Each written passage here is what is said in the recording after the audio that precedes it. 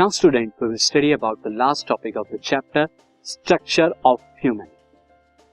Human ear का क्या structure होता है ये हम देखेंगे, क्योंकि जिससे हम सुनाई देते हैं. सो यहाँ पर मैंने एक इमेज में ह्यूमन ईयर का इंटरनल पार्ट दिखाने का बताया, see here. So we are able to hear with the help of our ear. हम जानते हैं कि अपने कानों से हम सुन सकते हैं, इन्हीं की वजह से हम सुन सकते हैं. हमने यहाँ पर इसे समझने के लिए ईयर को 3 पार्ट्स के अंदर डिवाइड किया. 3 पार्ट्स कौन कौन से होंगे? First is called outer ear, जिसे पाइना कहते हैं हम. Next is it collect the sound from the surrounding. इसका काम क्या होता है? बाहर से जो भी साउंड होता है, क्योंकि मेगाफोन की तरह ये बाहर से खुला हुआ होता है, दिस, तो ये बाहर का जो पार्ट है इसे हम पाइना कहते हैं.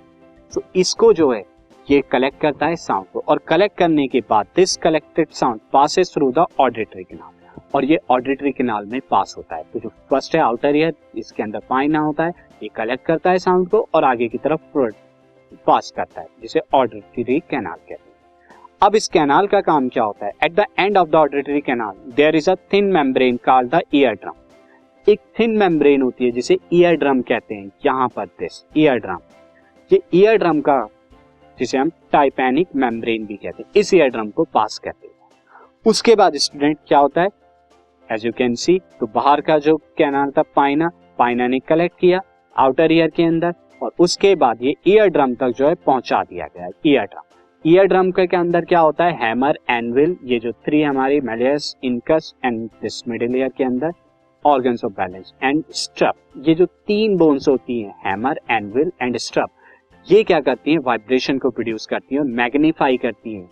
यहाँ पर मैग्नीफाई करने का मतलब यहाँ पर उनकी जो है एम्पलीट्यूड को बढ़ा देती है, मॉडिफाई कर देती है, ताकि और अच्छे से साउंड सुनाई दे. और उसके बाद अंदर के पार्ट्स में चला जाता है, यानी इनर पार्ट में. तो इनर पार्ट को हम देखते हैं अभी. सी, एयर ड्रम हमारा यहाँ पे क्या करता है student? Compression of medium and refraction of medium, ये 2 प्रोसेस करता है. जब एयर ड्रम मूव करता है इनवर्ड तो कंप्रेशन होता है, और जब आउटवर्ड मूव करता है, जैसे हमने पहले पढ़ा था, तो वहां पे रिफ्रैक्शन होता है. And this produces vibration in ear drum. तो ईयर ड्रम के अंदर क्या होता है? This is the shape of ear drum. यहाँ पर वाइब्रेशन होती है, और ईयर ड्रम से क्या होती है? ऑसिलेज एंड द कॉक्लिया के अंदर जो है ये आगे की तरफ चली जाती है, जो कि हमारे इनर ईयर का पार्ट है. स्टूडेंट, यहाँ पर आउटर ईयर ने कलेक्ट किया, इनर ईयर ने क्या किया? मॉडिफाई कर दिया, एम्पलीफाई कर दिया साउंड को. इस मिडिल ईयर के अंदर क्या होता है?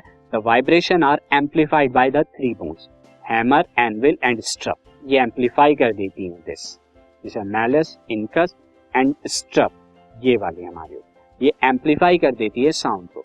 And now this amplified waves, ये एम्पलीफाइड वेव ट्रांसमिट होती है to the inner ear. Inner ear के अंदर जो है ट्रांसमिट होती है, और inner ear this inner ear के अंदर फाइनली स्टूडेंट जो प्रोसेस होता है, दिस इनर ईयर के अंदर हमारा प्रोसेस जो होगा, this here pressure vibration are turned into electrical signal. Pressure vibration जो है वो इलेक्ट्रिकल सिग्नल के अंदर क्या होती हैं? वो कन्वर्ट होती हैं बाय द कॉक्लिया के द्वारा. And this electric signal are sent to the brain, और फिर इसे ब्रेन के अंदर भेजा जाता है. इनर के अंदर कॉक्लिया जो है कन्वर्ट करती है इलेक्ट्रिकल सिग्नल में, और फिर ब्रेन के अंदर हम पहुंचते हैं via auditory nerve. Auditory nerve से फाइनली ब्रेन इंटरप्रेट करता है साउंड को और हमें सुनाई देता है. ये हमारा था structure of sound, process of sound, किस तरह से हम क्या करते हैं? हियर करते हैं.